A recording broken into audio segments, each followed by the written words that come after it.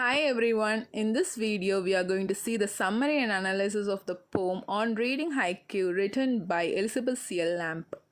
Elizabeth Searle Lamb was an American poet. Her period was between 1917 and 2005. Now let us see her biography. She was born on January 22nd, 1917 in Topeka, Kansas. She is known for writing English language haiku. She attended the University of Kansas and studied music. She showed interest in playing harp. She graduated with a BA in literature. In 1939, she got bachelor's degree in music. She is the first to be awarded a degree in harp from the music school. In college, she fell in love with a fellow student, a flutist named Bruce Lamb. They got married in December 1941. In 1971, she served as president of the Haiku Society of America. From 1996 to 1998, she was the honorary curator for the American Haiku Archives in the California State Library. She died on February 16, 2015 in Santa Fe, New Mexico at the age of 88. On Reading Haiku is a famous poem written by Elizabeth Lamb. She is known as the First Lady of American Haiku.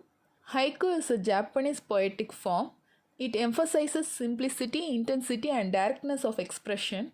Nature is the most common theme in haiku. Haiku are about moments of objective experience.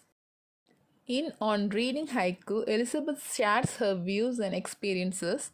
This poem reflects on the experiences of reading haiku poetry. It captures the simplicity, depth, and evocative nature of haiku. This poem emphasizes how a few carefully chosen words can create vivid images and profound emotions. Now let us see the lines of the poem On Reading Haiku. Whatever it takes to write haiku, it takes almost as much of to read. Hearing sound on the page and seeing shape in the ear, but then mostly just the courage to let old Basho's frog jump. With this, the poem comes to an end. Now let's see the summary of the poem. This poem highlights the participatory nature of reading haiku, suggesting that it requires the reader's active engagement to fully experience the poem. Her belief is that the reader's role is as significant as the author's in completing the haiku's meaning.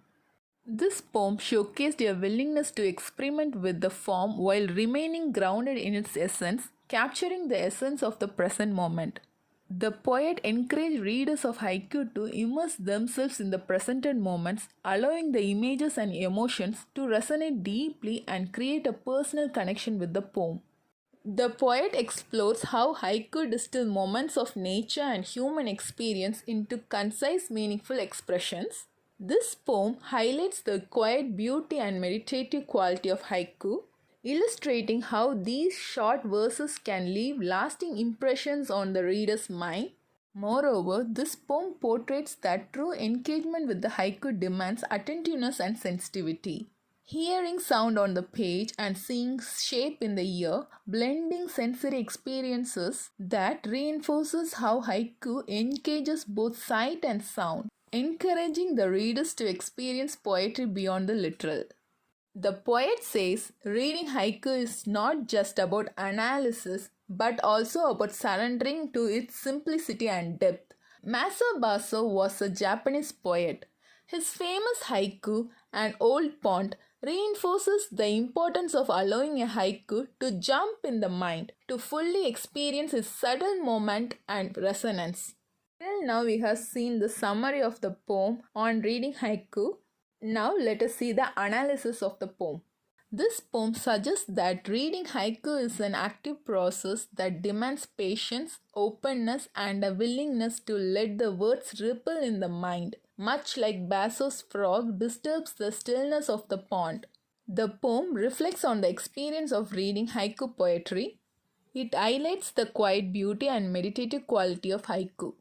This poem reflects on the effort involved in writing a haiku, suggesting that reading haiku requires just as much care and attention.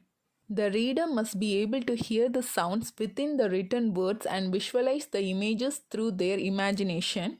This blending of the senses shows the depth of perception haiku demands. More than skill, It takes courage to truly experience and connect with the poem. The reference to Basso's famous frog haiku symbolizes the timeless nature of poetic moments. Letting the frog jump means allowing the poem to come alive again in the reader's mind and heart. The themes of the poem are effort in simplicity, power of perception, and creativity and rebirth. Till now, in this video, we have seen the summary and analysis of the poem on reading haiku written by Elizabeth Lamb in a detailed manner. Hope you would have understood it very clearly. Thank you for listening. For more videos on English language and literature, subscribe and watch our YouTube channel English Langlit Waves.